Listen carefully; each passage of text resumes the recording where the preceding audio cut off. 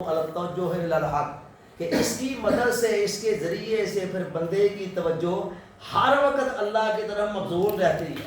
میرے سے اکثر لوگ آ کر شکوہ کرتے ہیں، سوال پوچھتے ہیں جی کیا کریں جی، نماز میں جاتے ہیں، نماز میں ہم چاہتے ہیں دھیان وہاں رہے، نماز میں دھیان رہتا نہیں ہے۔ تو میں کہتا ہوں کہ میں جو سر پہ سجدہ ہوا کبھی تو زمین سے آنے لگے یہ صدا، تجھے کیا ملے گا نماز میں، تیرا دل تو ہے صنم آشنا۔ تو صنم آشنا اتنے چیزوں کو آپ نے دل میں بسایا ہوا ہے، اتنے بت آپ نے بسائے ہوئے ہیں، تو کیا کریں وہاں آپ چاہتے ہیں فوری طور پر ادھر آپ اللہ اکبر کہیں اور دھیان ادھر آ جائے، یہ تھوڑا سا مشکل کام۔ تو علامہ آلوسی بغدادی فرماتے ہیں کہ یہ وہ نور ہے جب یہ دل میں آتا ہے تو پھر کیا ہے، بندے کی توجہ پھر اللہ کی طرف ایسی مبذول ہوتی ہے جس کو صوفیاء نے کہا کہ ہاتھ کار وال دل یار وال، ٹھیک ہے۔ اور قرآن نے کہا رجال اللہ تلہیہم تجارت ولا بیع عن ذکر اللہ، کہ اللہ کے بندوں میں سے ایسے بندے بھی ہیں کہ جن کی تجارت اور خرید و فروخت انہیں خدا کی یاد سے غافل نہیں کرتی۔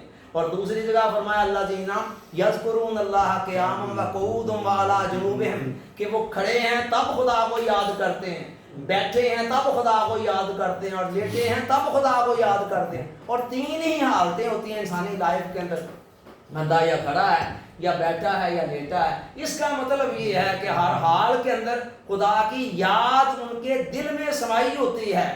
جیسے کمپیوٹر کے اندر ایک ونڈو آپ کھول دیتے ہیں، اس پر کام شروع ہوتا ہے، اور آپ کسی دوسری کی طرف بھی چلے جاتے ہیں تو اس پر بھی کام جاری رہتا ہے۔ یہی معاملہ یہ ہوتا ہے کہ انسان کے اندر اللہ کی یاد کی ایک ونڈو، ایک پروگرام انشار ہو جاتا ہے، پھر بندہ جو کچھ بھی کر رہا ہوتا ہے نا، ہر حال میں دل خدا کی یاد کے اندر ہوتا ہے، مشغول ہوتا ہے۔ اور ایسا بندہ اگر خدا کو چھوڑ کر جانا بھی چاہے نا تو اللہ کہتا ہے کہ تمہیں نہیں جانے دینا، تم کہاں جا رہے ہو، تم یہیں پہ رہو گے۔ وہ جانا چاہے بھی تو جا نہیں سکتا ہے۔ جیسے واصف صاحب کہتے ہیں کہ جس انسان کی آنکھ میں آنسو ہے وہ خدا سے بچ نہیں سکتا۔ بچ نہیں سکتا کا مطلب یہ ہے کہ وہ اللہ کو چھوڑ کر جانا بھی چاہے تو اللہ جانے نہ دے۔ تو یہ دوسری نشانی ہے جی ان کی۔ اور تیسری وَيَتَخَلَّصُ عَنِ الطَّيْشِ، تیسری نشانی نور سکینہ کے آنے کی یہ ہے کہ انسان طیش سے، غیظ و غضب سے، جلنے کڑنے سے، حسد سے، بغض سے، کینے سے اور منفی جذبات اور منفی احساسات سے نجات پا جاتا ہے۔ بڑے لوگ ہیں کہتے ہیں جی ہم غصہ کرنا نہیں چاہتے لیکن کیا کریں، ذرا سی مزاج کے خلاف بات آتی ہے تو آپے سے باہر ہو جاتے ہیں، اور ایک چھوٹی چھوٹی بات کو لے کر گھنٹوں جلتے کڑتے سوچتے رہتے ہیں، اور رات کو بستر پر سوتے ہیں، نیند نہیں آتی ہے۔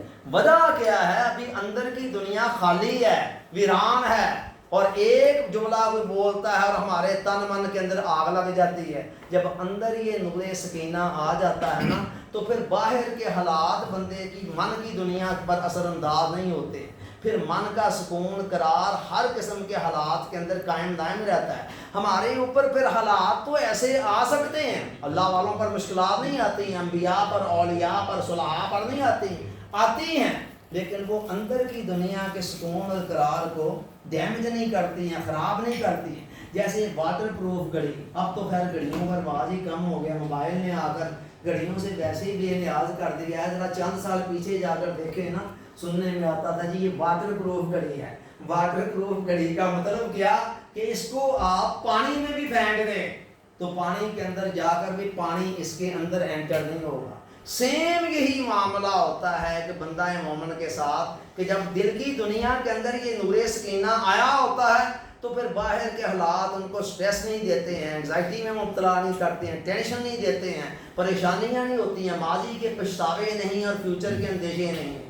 آدھی زندگی ہماری ماضی کے پچھتاووں میں گزر جاتی ہے اور آدھی فیوچر کے اندیشوں میں گزر جاتی ہیں۔ حال کے اندر تو ہم رہتے ہی کم ہیں، حالانکہ خدا حال ہے اور زمانہ حال میں ہی ملتا ہے۔